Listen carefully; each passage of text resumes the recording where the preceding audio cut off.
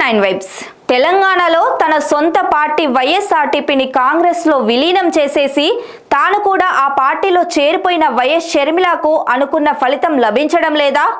పార్టీలో చేరక ముందు అధిష్టానం ఇచ్చిన హామీని ఆ తర్వాత ఎందుకు ఆలస్యం చేస్తుంది?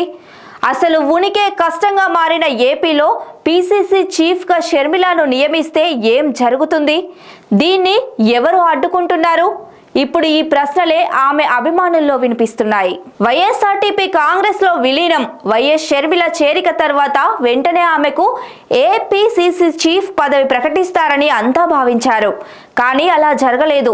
సరే, 1-2 రోజుల్లో క్లారిటీ వస్తుందని షర్మిలే బహిరంగంగా చెప్పుకున్నారు. కానీ అది కూడా జరగడం లేదు.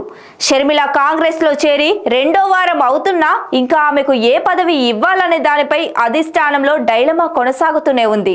ఇంకా చెప్పాలంటే ఆమెకు ఏ హామీ ఇచ్చి పార్టీలోకి తెచ్చారో ఆమెకు దాన్ని ఇచ్చే పరిస్థితి కనిపించడం లేదనే చర్చ జరుగుతుంది. ఏపీలో ఎన్నికలు దగ్గర పడుతున్న వేళ వైఎస్ షర్మిలను ఏపీసీసీ చీఫ్ గా నియమిస్తే ప్రయోజనం ఉంటుందని అధిష్టానం భావిస్తోంది. అయితే ఆమె చేరికకు ముందు షర్మిలను ఆహ్వానిస్తాం, ఆమె రాక మంచిదేనంటూ సన్నాయి నొక్కులు నొక్కిన సీనియర్లు ఇప్పుడు పీసీసీ చీఫ్ పదవి దగ్గరికి వచ్చేసరికి ఆమెకు అడ్డుపడుతున్నారా అన్న చర్చ జరుగుతుంది. దీనికి పరాకాష్ఠగా ఇవాళ మాజీ ఎంపీ హర్షకుమార్ మీడియా ముందుకు వచ్చి షర్మిలకు పీసీసీ చీఫ్ ఇస్తే బూడిదలో పోసిన పన్నీర్ అవుతుందని తేల్చేశారు. ఆమెకు ఆ పదవి ఇవ్వొద్దని అధిష్టానాన్ని కోరారు. ఈ నేపథ్యంలో వైఎస్ షర్మిల అడుగులు ఎలా ఉండబోతున్నాయనేది కీలకంగా మారింది.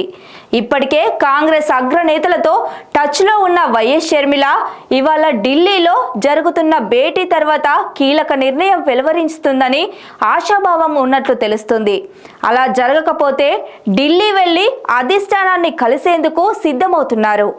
అయితే షర్మిలకు ఇప్పుడు పీసీసీ చీఫ్ పదవి ఇవ్వకపోతే ఆమెను తెచ్చిన ప్రయోజనం కూడా నెరవేరే అవకాశం లేదని విశ్లేషకులు చెబుతున్నారు.